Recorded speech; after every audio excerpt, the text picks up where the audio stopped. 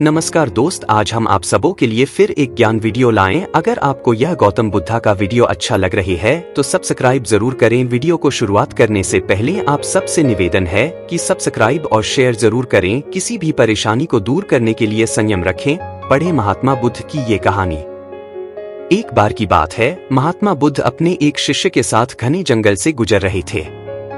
काफी देर तक चलने के बाद दोनों एक पेड़ के नीचे बैठ गए और आराम करने लगे।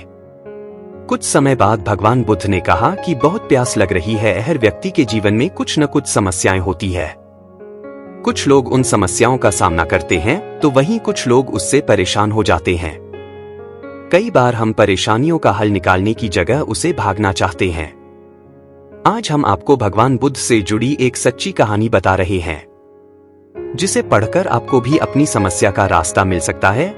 एक बार की बात है, महात्मा बुद्ध अपने एक शिष्य के साथ घने जंगल से गुजर रहे थे। काफी देर तक चलने के बाद दोनों एक पेड़ के नीचे बैठ गए और आराम करने लगे।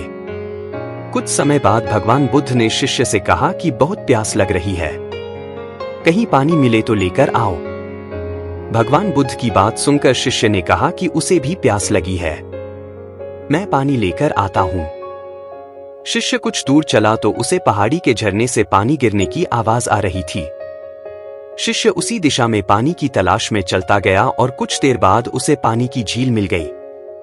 लेकिन तभी कुछ जानवर झील में दौड़ लगाने लगे और देखते ही देखते झील का पानी गंदा कर दिया। शिष्य बिना पानी लिए ही वापस लौट आया। शिष्य ने भगवान बुद्ध से कहा कि झील का मैं दूर पड़ने वाली नदी से पानी लाता हूं। बुद्ध ने उसी झील से पानी लाने को कहा। शिष्य दोबारा खाली हाथ लौट आया। बुद्ध ने तीसरी बार फिर शिष्य को पानी लाने के लिए भेजा। इस बार झील का पानी बिल्कुल साफ और निर्मल हो गया था। तब वह पानी लेकर आया। फिर भगवान बुद्ध ने समझाया कि यही स्थिति हमारे मन की भी है। जीवन के भाग दौड़ में हम परेशानियों से भागना चाहते हैं, लेकिन अगर कोई शांत मन से सोचता तो समझ आता कि कीचड़ तो कुछ समय बाद अपने आप पानी में नीचे बैठ जाता है।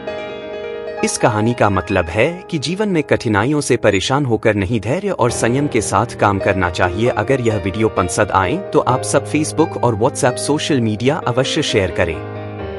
नमस्कार दोस्त, आज हम आप सबों के लिए फिर एक ज्ञान वीडियो लाएं। अगर आपको यह गौतम बुद्धा का वीडियो अच्छा लग रही है तो सब्सक्राइब जरूर करें। वीडियो को शुरुआत करने से पहले आप सबसे निवेदन है कि सब्सक्राइब और शेयर जरूर करें। कई बार हमें कोई दूसरा दुख नहीं पहुंचाता, बल्कि हम अपने दुखों की वजह खुद ही बन जाते हैं। इस बात से हमें खुद को बचाना चाहिए, क्योंकि ऐसा करने से हम खुद को परेशान करते हैं। ज्यादातर लोग अपने दुखों की वजह रीजन दूसरों को मानते हैं, जबकि कई बार ऐसा होता है कि हमें कोई दूसरा दुख नहीं पहुंचाता, बल्कि हम अपने दुखों की वजह खुद ही बन जाते हैं। इस बात से हमें खुद को बचाना चाहिए, क्योंकि ऐसा करने से हम खुद को ही परेशान करते हैं और डिप्रेशन में चले जाते हैं। ऐसा ही एक प्रेरक प्रसंग गौतम बुद्धा का भी है, जो हमें अपने दुखों की वजह खुद को न बनने देने के लिए प्रेरित करता है।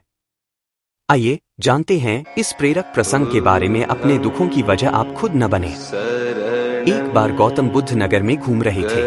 तभी बुद्ध ने सुना कि उस नगर में रहने वाले कुछ लोग बुद्ध को बुरा भला कह रहे हैं और बद्दुआएं दे रहे हैं। ऐसा इसलिए हुआ क्योंकि उस नगर में रहने वाले कुछ बुद्ध विरोधियों ने आम नागरिकों के मन में ये बात बिठा दी थी कि गौतम बुद्ध एक ढोंगी व्यक्ति हैं और ये उनके धर्म को भ्रष्ट कर रहे हैं। इस वजह से उस नगर में रहने वाले लोग बुद्ध को पसंद नहीं करते थे और उनको अपना दुश्मन मानते थे। गौतम बुद्ध ने जब नगरवासियों के इन उलाहनों को सुना तो वह एक कोने में शांति के साथ खड़े हो गए और उनकी बुरी बातों को आराम से सुनते रहे। इस दौरान बुद्ध ने कोई प्रतिक्रिया नहीं दी। कुछ देर बाद जब नगरवासी बुद्ध को बुरा भला कहते हुए थक गए और चुप हो गए तो गौतम बुद्ध ने उन नगरवासियों से कहा, क्षमा चाहता हूँ, लेकिन अगर आप लोगों की बातें खत्म हो गई हैं तो मैं यहाँ से जाऊँ। ये सुनकर उनको बुरा कहने वाले लोग बहुत आश्चर्यचकित हुए। तभी वहां मौजूद लोगों में से एक व्यक्ति ने बोला, हम लोग तुम्हारा गुणगान नहीं कर रहे हैं, तुमको उलाहने दे रहे हैं और तुम्हें बुरा बोल रहे हैं।